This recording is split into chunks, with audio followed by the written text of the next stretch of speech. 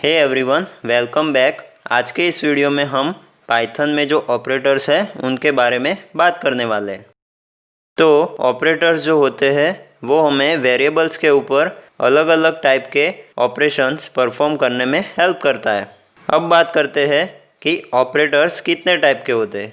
तो देखिए, operators arithmetic हो सकते हैं, रिलेशनल हो सकते हैं, या फिर असाइनमेंट, लॉजिकल, आइडेंटिटी और मेंबरशिप।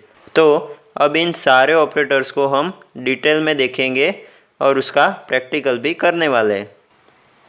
तो सबसे पहले बात आती है एरिथमेटिक ऑपरेटर्स की, जिसमें addition, subtraction, multiplication, division, floor division, modulus और एक्सपोनेंशियल, इन सब ऑपरेटर का समावेश होता है। तो अब इन सब ऑपरेटर्स को हम प्रैक्टिकल करके देखते हैं। तो चलिए, यहाँ पे मैंने पाइथन शेल खोल लिया है। आप इसे ओपन करने के लिए स्टार्ट मेनू में जाके आइडियली टाइप कर सकते हैं और उसे ओपन कर सकते हैं। यहाँ पे सिंपल सा टाइप करेंगे 5 + 2, तो ये हमारा एडिशन ऑपरेशन है। तो इसे अब एंटर करते हैं। तो देखिए, यहाँ पे हमें एडिशन मिल चुका है। अब दूसरे ऑपरेटर की बात करते हैं, तो वो है हमारा सब्सट्रैक्शन। तो अगर यहाँ पे मैं 5 - 2 करूँ तो देखिए, यहाँ पे हमें 3 आउटपुट मिल चुका है। अब बात आती है मल्टीप्लिकेशन की। तो यहाँ पे मैं करता हूँ 5 × 2 या फिर 5 × 2, तो यहाँ पे हमें आउटपुट में मिलेगा 10। फिर बात करते हैं हम डिवीज़न ऑपरेटर की।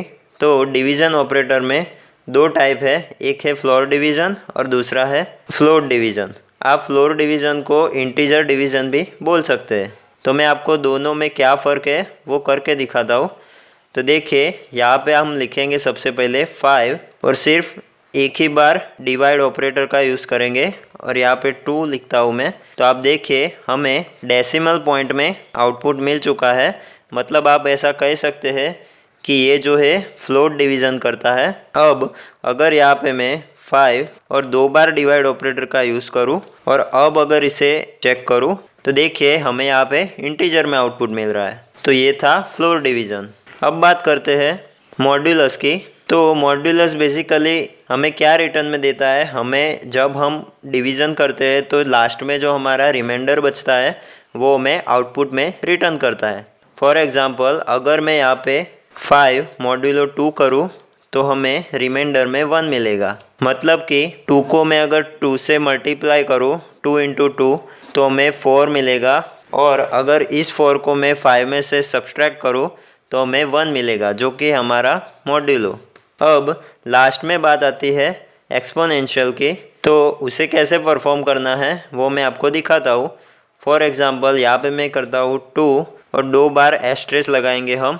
इसे आप मल्टीप्लाई सिंबल भी बोल सकते हैं। तो यहाँ पे मैं 2 एस्ट्रेस और 2 करता हूँ तो ये हमें 4 आंसर देगा। अब देखिए, मैंने यहाँ पे 2⁻³ लिखा तो यहाँ पे मुझे 8 आंसर मिल रहा है। मतलब ये सिर्फ 2 की पावर करके हमें आउटपुट दे रहा है। तो ये थे हमारे एरिथमेटिक ऑपरेटर्स। अब बात करते हैं रिलेशनल ऑपरेटर्स की। तो रिलेशनल ऑपरेटर्स तब यूज़ होते हैं जब हमें 2 वेरिएबल्स के बीच में या फिर 2 वैल्यूज़ के बीच में रिलेशन चेक करना हो। तो चलिए, इसे मैं आपको समझाता हूँ। फॉर एग्ज़ाम्पल, मैं यहाँ पे चेक करता हूँ कि 5 इज़ ग्रेटर देन 6 और नॉट। मतलब कि 5 जो हमारी वैल्यू है, क्या वो 6 से बड़ी है या नहीं, ये हमें चेक करना है। तो ऑब्वियस सी बात है, 5 जो है वो 6 से छोटा है। तो चलिए इसे चेक करते हैं। तो देखिए, यहाँ पे हमें फॉल्स आंसर मिल रहा है। अब अगर यहाँ पे मैं चेक करूँ 6 इज़ ग्रेटर देन 2, तो यहाँ पे अब हमें क्या मिलेगा? ऑब्वियसली हमें यहाँ पे ट्रू मिलेगा। अब ऐसे ही हमें लेस देन को परफॉर्म करना है। तो यहाँ पे देखिए, पहले हमने जब परफॉर्म किया था 5 > 6 तो हमें फॉल्स मिला था। लेकिन अब अगर मैं यहाँ पे 5 < 6 लिखता हूँ तो हमें यहाँ पे ट्रू मिलेगा, क्योंकि 5 जो है वो 6 से छोटा है। अगला जो ऑपरेटर है वो है ग्रेटर देन और इक्वल टू। तो उसे चेक करने के लिए हम क्या करते हैं, यहाँ पे लिखते हैं 10 ग्रेटर देन और इक्वल टू 9 लिखो। तो यहाँ पे ये चेक करेगा कि क्या 10 जो है वो 9 से बड़ा है या फिर इक्वल है 10 के। तो ये अभी बड़ा है तो इसलिए ये हमें ट्रू रिटर्न करेगा। लेकिन अगर मैं यहाँ पे कुछ ऐसा लिखूँ 10 ग्रेटर देन और इक्वल टू 10, तो भी हमें ट्रू करेगा क्योंकि 10 जो है वो 10 के इक्वल है। तो चलिए इसे देखते हैं। देखिए ये हमें यहाँ पे ट्रू शो कर रहा है। अब ऐसे ही हमें लेस देन को परफॉर्म करना है। तो यहाँ पे मैं लिखता हूँ 10 लेस देन और इक्वल टू 20। तो देखिए यहाँ पे हमें ट्रू शो कर रहा है। और अगर मैं यहाँ पे लिखूँ 20 लेस देन और इक्वल टू 10, तो ये हमें यहाँ पे फॉल्स शो करेगा। तो आई होप आपको इतना समझ आ चुका होगा। अब बात करते हैं इक्वल ऑपरेटर की। तो अगर हमें इक्वालिटी चेक करनी है दो वेरिएबल्स के बीच में, तो हम इक्वल ऑपरेटर का यूज़ कर सकते हैं। तो इसे हमें कैसे परफॉर्म करना है, देखिए हम यहाँ पे लिखते हैं 5 और 2 बार इक्वल टू लगा के फिर से अगर मैं 5 लिखूँ तो ये हमारी जो दो वेरिएबल्स है उसके बीच में इक्वालिटी चेक करेगा। तो अब ये हमें रिटर्न में ट्रू देगा। देखिए 5 जो है वो 5 के इक्वल है, इसलिए हमें यहाँ पे ट्रू रिटर्न कर रहा है। अब अगर मैं यहाँ पे लिखूँ 10 इज़ इक्वल टू 5, तो ये हमें यहाँ पे फॉल्स रिटर्न करेगा। अब रिलेशनल ऑपरेटर में जो हमारा लास्ट ऑपरेटर है वो है नॉट इक्वल टू। तो अब अगर यहाँ पे मैं लिखूँ 5 इज़ नॉट इक्वल टू लिखने के लिए लिखना है एक्सक्लेमेशन मार्क और फिर इक्वल टू का सिंबल, और यहाँ पे मैं 5 लिखूँ तो ये हमें फॉल्स देगा क्योंकि 5 जो है वो 5 के इक्वल है, इसलिए हमारी ये जो कंडीशन है वो गलत होती है। और उसी तरह से मैं अगर यहाँ पे लिखूँ 10 नॉट इक्वल टू 5, तो ये हमें ट्रू रिटर्न करेगा। तो आई होप आपको रिलेशनल ऑपरेटर समझ आ चुके होंगे। अब बात करते हैं असाइनमेंट ऑपरेटर की।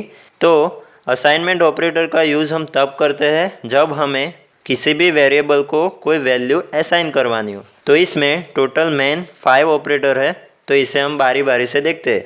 तो देखिए यहाँ पे हम सबसे पहले दो वेरिएबल्स बनाते हैं। सपोज़ यहाँ पे मैं असाइन कर रहा हूँ x में 5 वैल्यू। तो आप यहाँ पे देखिए ये जो मैंने इक्वल टू का सिंबल लगाया है सिर्फ एक ही बार लगाया है। तो इससे क्या साबित होता है कि हम जो हमारी जो ये 5 वैल्यू है वो x में असाइन कर रहे हैं।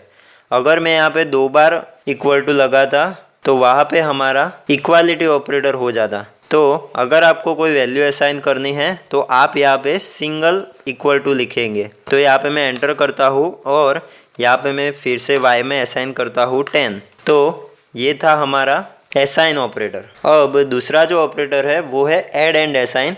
मतलब कि यहाँ पे मैं क्या करता हूँ, ये जो हमारी x वैल्यू है उसके अंदर अभी 5 है।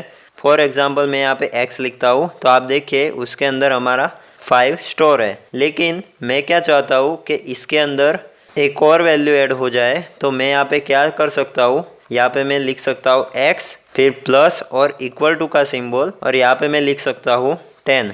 तो अब क्या होगा, ये जो हमारी x के अंदर 5 वैल्यू थी उसके अंदर 10 ऐड हो जाएगा।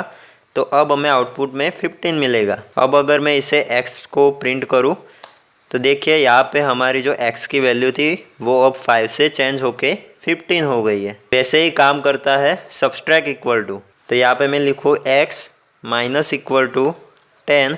तो अब क्या होगा, जो हमारी वैल्यू x की जो 15 हुई थी वो अब वापस से 5 हो जाएगी। तो अब अगर x का आउटपुट देखो तो देखिए हमारी जो x की वैल्यू थी वो अब 5 हो चुकी है। वैसे ही होता है मल्टीप्लिकेशन एंड इक्वल ऑपरेटर।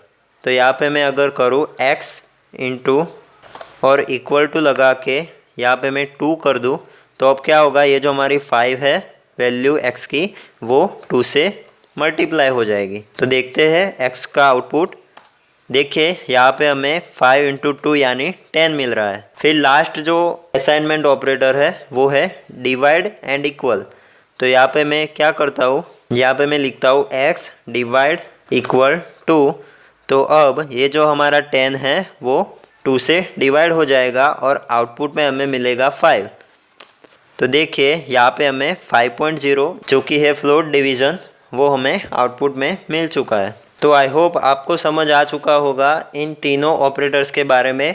अब जो बाकी के 3 ऑपरेटर्स है उसे हम अगले वीडियो में देखेंगे, क्योंकि अगर मैं सारे ऑपरेटर्स को एक ही वीडियो में समझाने जाऊंगा तो वीडियो बहुत लंबा हो जाएगा। तो मिलते हैं अगले वीडियो में।